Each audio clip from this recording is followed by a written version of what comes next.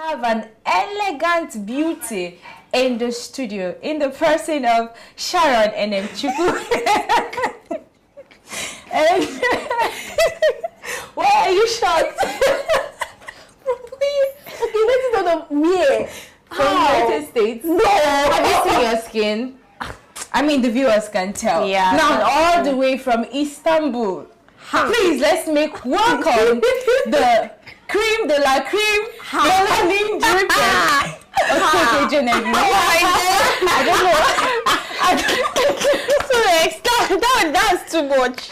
I don't really know why you guys are spoiling this show for me, but I won't mind you guys. Thank you. Good afternoon, ladies and gentlemen. It is a hot afternoon in the studio. You can see the hot ladies I have here in the studio, including me, and now I'm transferring it to you. Good afternoon. The show is Acide Hot right here on Active Citizens. Without much ado, let's move over to the hot trending issues on social media. Now let's head to the National Assembly, where drama took center stage this week.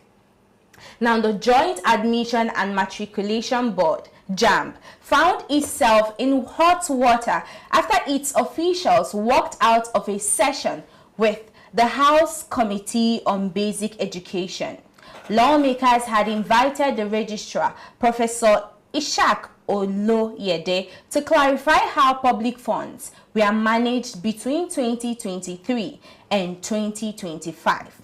But instead of appearing, he sent a representative who then asked journalists to leave the premises so that they could present sensitive information.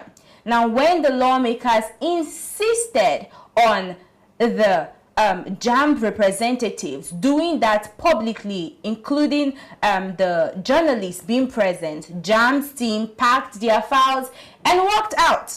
Now the committee chair didn't find that amusing, and he immediately directed the security operatives to arrest the JAMB representatives, but they couldn't, or they weren't arrested because they've already vacated the premises. Now, many Nigerians are calling this a showdown between transparency and arrogance. Should an agency handling billions of naira in public exams be shy of scrutiny, or did the lawmakers turn what should have been oversight into a political performance? Now, this was these are more like one of the stories we are going to be unpacking today, but let's just start with this JAMB, whole saga. Now, when I saw this particular news, I'm like, is it that we can't even ask for accountability from this JAMB representative? Because I know that the money they use in operating are part of taxpayers' money, and not just that, the federal government are equally funding their purse. So why is it that when people are being asked to account for how they spent money, they shy away from that, Sharon? Was it not JAMB that snake swallowed money the other day? Wow. So if people forget, that's one thing about Nigerians, right? We forget rather too quickly. So the same administration, the same organization where you saw a snake, a python swallowing money, millions, it's not 10 naira or 2 kobo, millions of naira. They invited them for scrutiny to explain what exactly is going on with our public funds. They came, we are asking them to give accounts. Yeah. How? Give account of what? It's not what you have that you give. It is exactly what you have. You really didn't they? If you don't get it, you forget about it. So it is funny, but if you look at it deeply, it is not funny, because this is what will I even call this? Insubordination to us as a nation, if you're being honest, because these people forget that they are supposed to serve us, right? They work for our good. Now, when we give you money, take care of something for us, we want to have explanation on how it was managed. Now they are calling you out to explain what you did with this money, and you can't give an excuse or you can't give an explanation, even if you want to lie. Do you know that I've realized that with Nigerian, right, and some of our government and our organizations, they've lost the value or the respect or the fear that they have, that they wouldn't even bother themselves with coming up with a lie. with even crafting something. So they tell you that a snake swallowed the money. What do you want to do about it? You ask them to give account and they walk out and you're looking at them paying. They are still threatening to arrest them. It is funny. Yeah, there was actually one video I saw online where a particular senator was asked to account for how he spent funds in office and he slumped. yes. Nigeria is drama. Now, let me come to you, Genevieve. Was JAMB right to insist on a closed door session instead of making it public? Which one is it? What are they? The obvious reason for them to insist on a closed door setting is because they have something to hide. If you don't have anything to hide, you do it in the open. Whereas, didn't you come out in the open to apply for official states, apply for positions in JAMB position? You came to public. You did campaigns now. So what are you hiding? For me, they are not right. They're supposed to bring. In fact, my question is, why are they still trying to arrest them? They should have already arrested them immediately. That's the problem in Nigeria. They are always trying to do something. And it shouldn't stop at arrest. Exactly. Like, it's crazy. They're supposed to... I wanted to ask that same question. Do you think it was right? Because according to the constitution, JAMB has a right to, arrest them. But do you think that even after they've left the premises, that, they are supposed to fish out those people and still arrest them? Including because according to the news, the main registrar didn't attend the meeting. He sent a representative. So do you think that he himself should be arrested with his representatives or his team? You know what I think and what they would do are two different things. So yes, I do think, apart from arrested, right? See, what we are talking about here is a long system that has existed whereby people feel comfortable with going away with taxpayers' money, not giving account for it, and going scot-free. So there are no consequences. So the audacity that they had to all just pack up and go says a whole lot already about how they think about this system. So it's not that we are saying go and... So you're telling me that when they walked out out of anger. Did anybody say anything that offended them? They already knew they had nothing to present. That was why when they came in, they said, please let us do this closed door. So maybe when the journalists go out, they will ask, well, we can't do this. Our documents are here. Just one cock and bull story at the end of the day to cover up their tracks. So I'm just saying we need to fix our system, the system that gives them the audacity to walk out on Nigerians when they are demanding accountability. Exactly. I think I agree with you. For the fact that we place them in this position, they should be able to account for every dime that they spend in office. Well, let's move to a more comic, story. Now to a story that's got Nigerians laughing, thinking, and moving. Now, a Nigerian artist known as Coco P decided to take his talents to the cows. Yes, you heard that right. He performed an entire music set for a herd of cattle, calling them the #1 citizen of Nigeria. Now, videos from the scene show him rapping passionately while the cows, continue chewing grass, perhaps in deep appreciation. Now, on the surface, it's hilarious, but beneath the humor lies a sharp political jab. In a country where cattle politics often make headlines, many saw it as a satire, a reflection of how Nigerians seem to protect cows more than its people. So the question here is, was Coco P really just performing, or was he protesting? Now, we've seen over the years that it may seem as though the lives of these cows are more important than the lives of, citizens, ordinary citizens. We've seen how these herders take to people's farm, destroy people's farm, even end up, killing farmers who suffer to, grow their farms or farm or harvest and the rest of them. And when the farmers tend to retaliate, it's kind of quite, you know, chaotic at the end of the day. And this whole thing, for me, I know it's quite laughable, but at the same time, I feel like it has an undertone that maybe there's possibility that this guy was actually performing or kind of protesting. But let me get your opinion. I think it's an intelligent protest. So it's not your... I agree that it is sending a very deep message about our nation. And it's not that it may seem as though they prefer cows to human lives. So they say action speaks louder than words. So in paper, Nigerian lives matter more. But in practice, we know the animals that matter more. And it is a very sad situation that this is what we are talking about. These are the conversations that we're having, where we are comparing a full-grown human life to a mere cow. A cow that I am not even going to talk. I can't even blame the cow. I can't blame the cow. No, I can't. I blame the government, right? The reason why these things happen is because we have a government that encourages it. The people at the helm of affairs in Nigeria, for some reason, religious or whatnot, just really value. And I understand that really.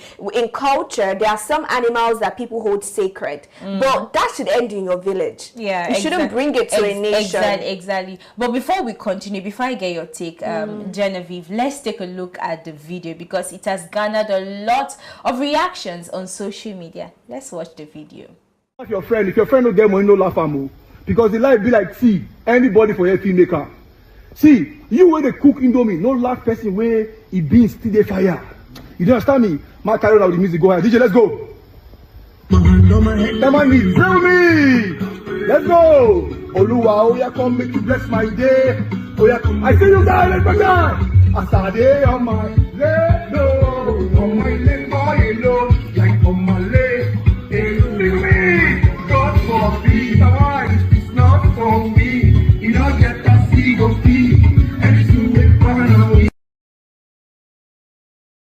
There was one funny thing he said anybody there can make it, so the cows can actually make it. And from the comment section, somebody actually said something that he was waiting for the moment where he would jump to the crowd and you know, give somebody the mic to, you know, sing the cows, sing. But let me get your opinion. Do you think that this, you know, reflects how Nigerians feel about government, you know, perceived obsession with cattle issues? Yes, it does. Wasn't it yesterday that I was on my way home?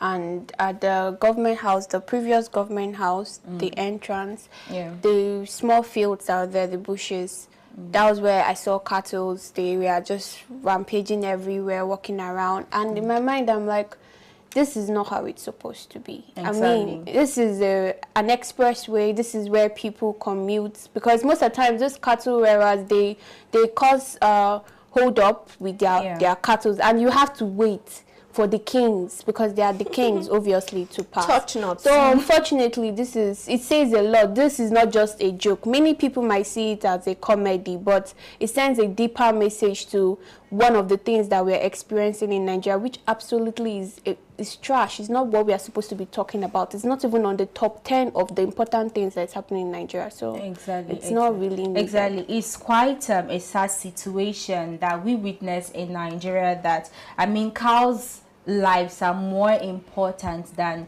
you know, securing or human lives, which is very, very sad. But I just wanted to ask this last question to you, Sharon. Is this performance harmless entertainment or a deeper reflection of frustration in the country? I know you've actually kind of, you know, shed little light on this, but I guess this is a different angle. I don't know if you can attempt that. So yes, it is the same thing that I've said earlier, and it is perfectly harmless. No one was hurt in the making of that video, not the cows. Very important. No cow was hurt in the making of that video. Cow lives matter. Cows lives do matter. You know, the headers, their lives were not hurt, so you could see that was a perfectly harmless. Okay, maybe the ears of the cows, because I don't think they didn't like the performance, you know. So yes, the woman was hurt. It was harmless, but it's just poke a whole lot. Exactly. You know, there's how the video started. It started from the man performing.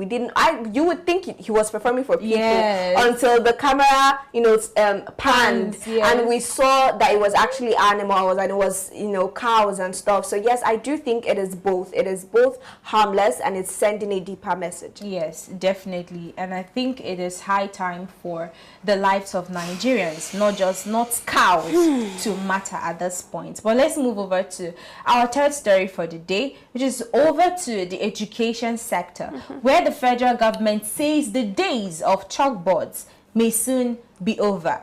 Now, the Ministry of Education has announced plans to replace traditional chalkboards with interactive smart boards by 2027. Now, according to Minister Alausa, this move will modernize classrooms, digitalize school census data, and make learning more engaging through multimedia teaching. Now, education experts are applauding the vision, but warning that without reliable electricity, internet access, and teacher training, these smart boards could end up as expensive walls.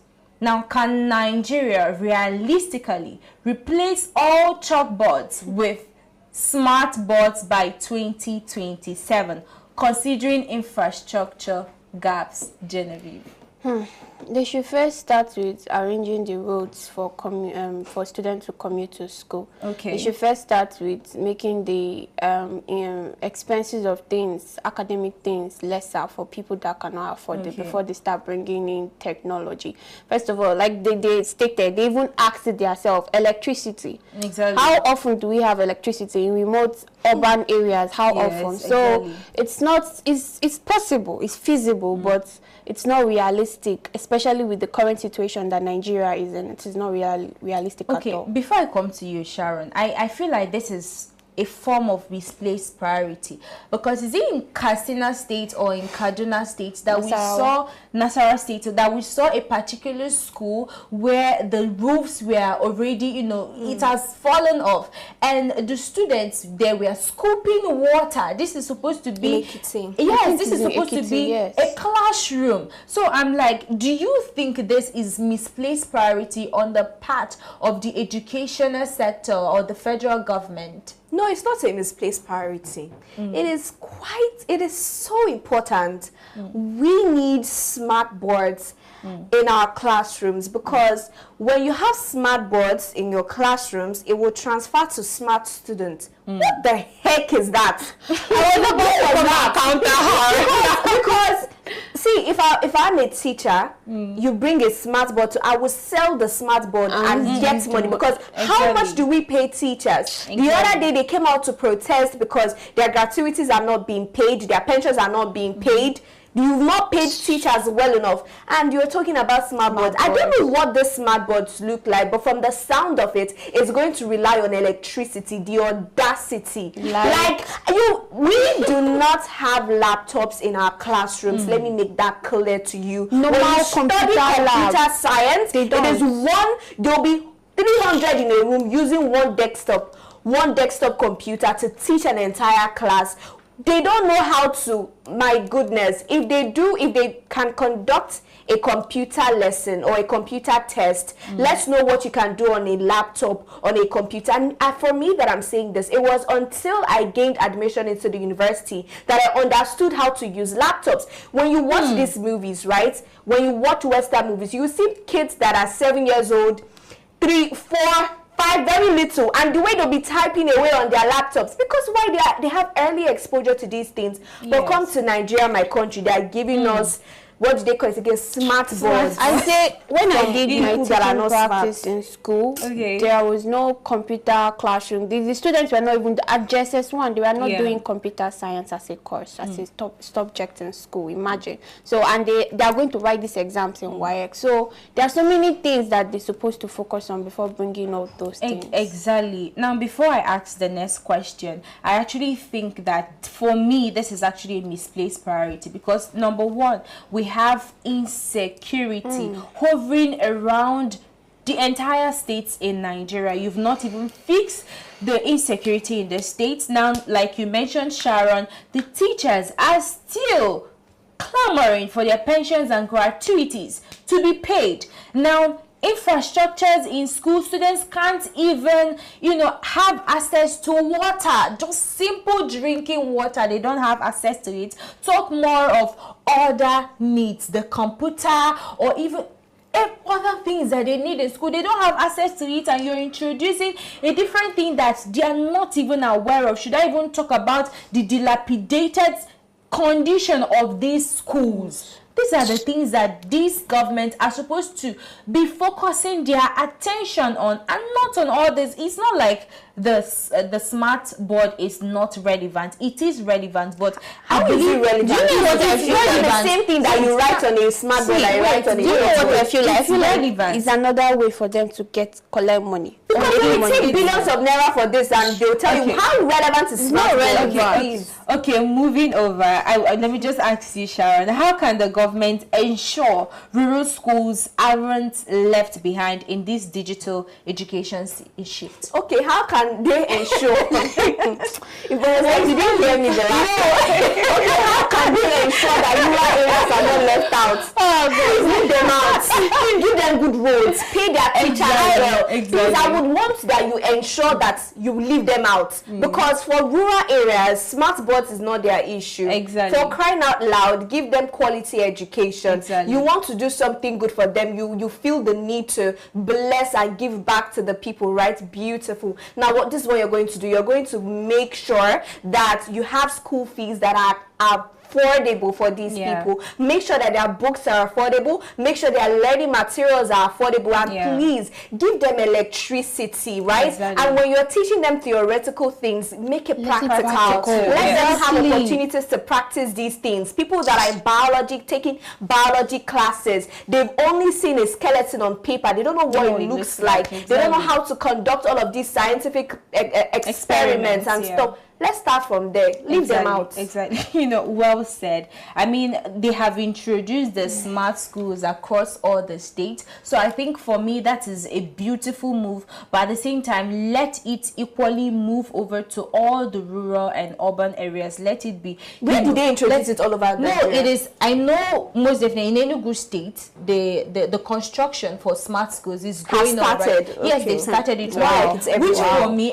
Which for me, I feel like they should let it be equal for all the states, and not just that. Just like you both have actually mentioned that, I mean, these children need a safe learning environment. They need a roof over their head, a standard building over their head to learn. And not just that, keep on encouraging the teachers too, because it's not just about the students. When you don't fuel the teachers, when you don't motivate the teachers, how can they teach or impact knowledge on the students? But let's move over to the last story for today.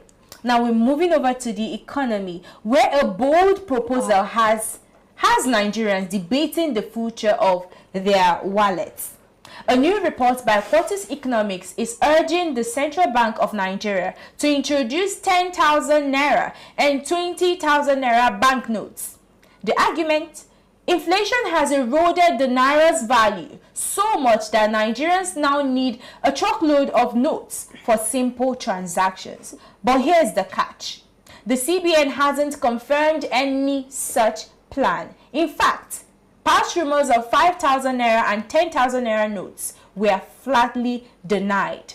Now, while the recommendation may sound practical, it also sends a worrying signal. If we need a 20,000 naira note just to buy groceries, what is it? What does it say about our economy? Now, critics equally warn that it could worsen inflation or fuel hoarding, while others say it's simply a reflection of Nigerians' reality. And I think this is quite apt. Now, before we go over to the questions, let me even ask this soft question. Imagine a situation whereby you have 20,000 naira as your salary for the month, and you step out when you are being paid the 20,000 naira, and you step out and unfortunately you lost the 20,000 naira. What are you going to do? You know, it's funny because this was the exact thing that I said to myself when I saw this news. Yeah. So I said, okay, so this is how easy it is going to be for someone to lose 20,000 naira by misplacing one note. You've lost 20,000 or 10,000 naira. Anyways, on this particular development, this is still a suggestion, it's still an urge, and to be honest, right, CBN has not come out to say whether this is true or they are going to make this happen, realistically speaking. But honestly, if they are considering it, they need to come and explain to us what their plan is, because if you introduce 10,000 to 20,000 naira notes, you're obviously working towards devaluing the naira even more, right? I understand what they said about using a lot of cash to make simple transactions, but as long as it's not really hurting anybody or it's not pulling the economy down, let us leave it like that. If you want to introduce, maybe start by introducing coin, introduce the kobo. You just do that instead of 10,000 to 20,000 naira notes. Okay, thank you so much. Well said. Well, I think I would direct the same question to you. Get the question I asked her, and let me just get your entire take on the topic. Well, why are they bringing in 10,000 naira? I don't know. The first question is, if you lose 20,000 naira as your monthly salary, what would be your reaction? Not go flow. Because now only 20. Only money where they my account everywhere. Now I just lose like that's going to be a very disastrous situation. Yeah. But either ways, I don't know. Is this thing? I don't think it has ever been done in any country. I mean, it's Nigeria that's trying to do something. No, other like countries have. They have 1,000 like dollars, and dollar has 1,000. Yes. Wow. But not as high as 20,000 naira or 10,000 naira. We are giant of Africa. We want to do more. Exactly. I think we've actually somehow run out of time, and we would like to wrap up on the show now. From classrooms turning digital to cows becoming concert goers, and the naira possibly getting a size upgrade. Nigeria never runs out of stories that make you laugh and then pause for a while to think. The question still remains, are we moving forward or just spinning in circles with style? Now, these are the stories we have for you on our Seed Day Hot right here on Active Citizens.